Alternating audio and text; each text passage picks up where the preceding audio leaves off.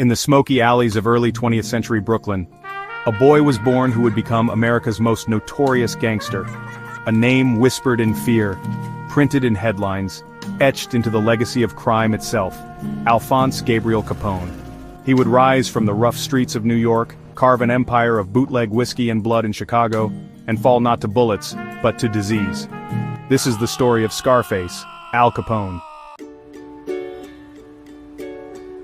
Alphonse Capone was born on January 17, 1899 in Brooklyn, New York, to Italian immigrants from Naples. His father, Gabriele, was a barber. His mother, Teresa, a seamstress. They were honest people, hard-working, God-fearing. But Brooklyn in the early 1900s was no place for innocence. Young Al was bright. He had a knack for numbers and a photographic memory, but he didn't take to authority. At age 14, he punched a teacher and was expelled. That was the end of formal education, and the beginning of street education. Capone joined local gangs, the Junior 40 Thieves, then 5 Points Gang, run by Johnny Torrio, a man who would shape Capone's destiny. By his late teens, Capone was working the door at a Coney Island nightclub called Harvard Inn, run by gangster Frankie Yale. It was there he got the slash across his left cheek during a bar fight, earning him the nickname Scarface, which he hated. In 1919, with tensions rising in New York and Prohibition about to explode, Capone followed his mentor Johnny Torrio to Chicago. There, he entered a world of illegal breweries, speakeasies, and political corruption. Torrio was building an empire, and Capone, quick, brutal, and loyal, was his right hand. Then came 1925. Torrio was ambushed and nearly killed by rivals.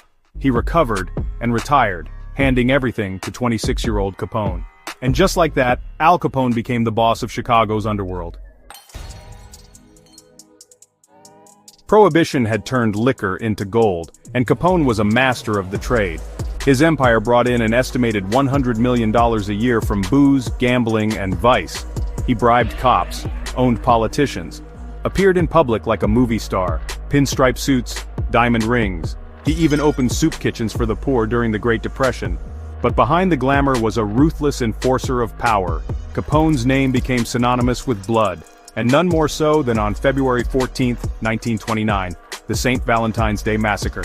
7 men from Bugs Moran's North Side gang were gunned down by men in police uniforms, execution style. Though Capone was in Florida at the time, the world knew who ordered it. But with all the violence came heat, and the government began to circle. They couldn't pin the murders on Capone, not the rackets, not the bootlegging, but one man, Elliot Ness, had another idea: tax evasion. In 1931, after years of investigations, the federal government finally caught Capone on something simple. He didn't pay his taxes. He was sentenced to 11 years in federal prison. He served time in Atlanta and later Alcatraz, the cold rock in San Francisco Bay. But something else was eating him alive: syphilis, left untreated for years.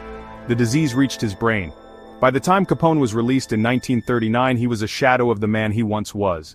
His mind deteriorated. He thought he was back in Brooklyn, chasing kids off his lawn with a stick. Capone lived out his final years in his mansion in Palm Island, Florida, cared for by his wife May. He died on January 25, 1947, of heart failure brought on by a stroke. He was 48 years old. Once the most feared man in America, now a forgotten patient in a sunlit bedroom. They buried him in Mount Olivet Cemetery in Chicago, then later moved him to Mount Carmel Cemetery in Hillside, Illinois. From barber's son, to bootlegging king, to a ghost haunted by his own mind, Al Capone's story is a mirror of America's darkest dreams: power, corruption, fame, and the price we pay.